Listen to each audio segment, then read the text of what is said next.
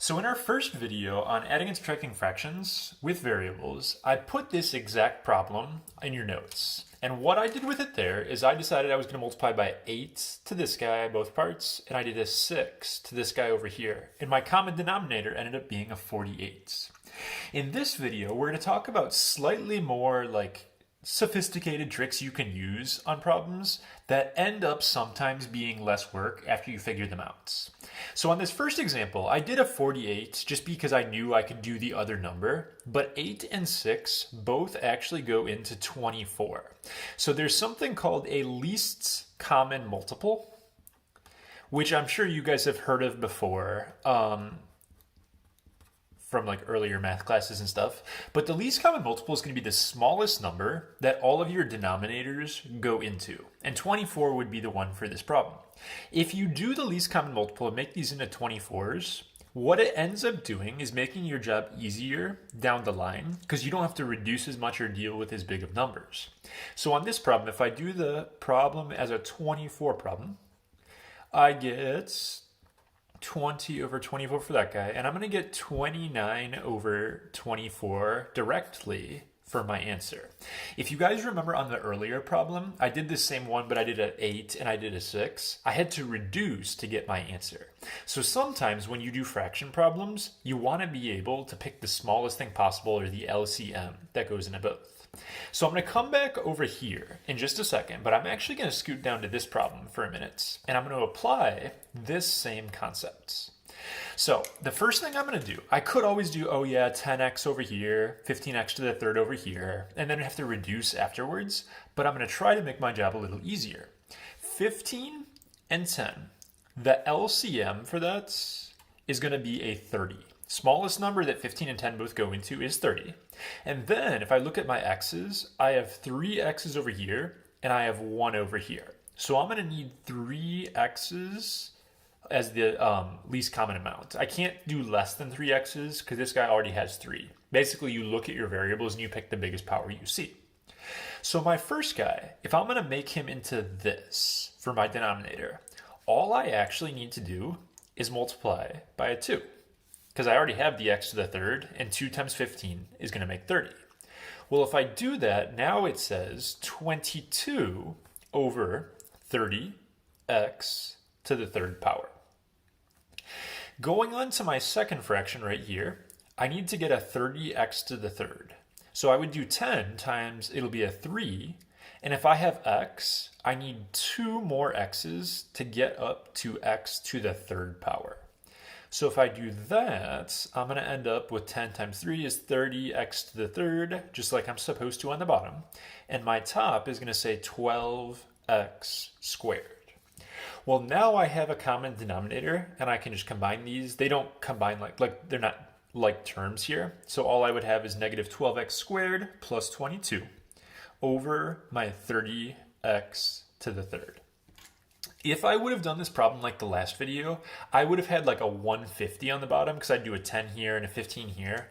And I would have had a lot of reducing to do afterwards, which wouldn't have been so great. If you pick out the LCM, it ends up being less work on you in the long run. A second kind of problem I want to talk about is this guy up here, which is when we're adding two fractions just like before. And actually, it's pretty similar to the last one here. My least common multiple on this problem is just straight up 500. 50 and 500 both go into 500. So sometimes on fraction problems, you can get away with just messing with one of the fractions and not both of them, okay? If I would have done this the last video way, I'd be doing a 500 over here and a 50 over here. My numbers would be really big. I'd have to reduce it, and it would be just a big mess. But if I just do a 10 to this guy, I can get the same final answer with a lot less efforts. So I'm going to end up with 97 over 500. Okay? So this actually ties in really well with this problem right here. I keep going back to, if this was the last video, what we would do is be like, x minus 2 here, 4x minus 8 here, and they have to FOIL and reduce and all that. But actually, good advice that's going to follow us through this whole chapter, factor all denominators first. it's always a good idea, and you have to train yourself to factor the denominators. It helps you see restrictions for one, and it also is going to make this problem a lot easier. So if I look at this first guy here, I can pull a 4 out of this, and if I do that, it's going to go 4 and then parentheses x minus 2. Well, now, if you look at this guy, I already have an x minus 2 for both of them. That's pretty good. It's kind of like this problem up here. If you can make it so you only have to manipulate one fraction, it's less work for you. Well, here, if I just had a 4, this guy would be all set. So that's exactly what I'm going to multiply by on this fraction right here. So my first guy, nothing really special. It's just 19 over 4x minus 2. Plus, this guy is going to say 12. And I'm going to rewrite this. I could distribute the 4, but I'm just going to leave it outside the parenthesis because they're the same. And then, wow, this is a pretty easy problem. Same denominator. I'm just going to do 19 and 12. I will get a 31 over 4 and then x minus 2. In this video, I haven't been having you guys do the restrictions that we did in the last video, or last section, I should say. If I were going to do that, it would just be x can't equal 2. There's nothing wrong with actually putting the restriction on there as well. So sometimes you can only multiply one fraction, and it's actually a lot easier. Final problem for this video. With this example here, the first thing you should always train yourself to do is factor the denominators. X plus 6 doesn't factor, but x squared minus 36 does. If you do your magic numbers or your difference of two squares, it turns into x minus 6 and x plus 6, like this.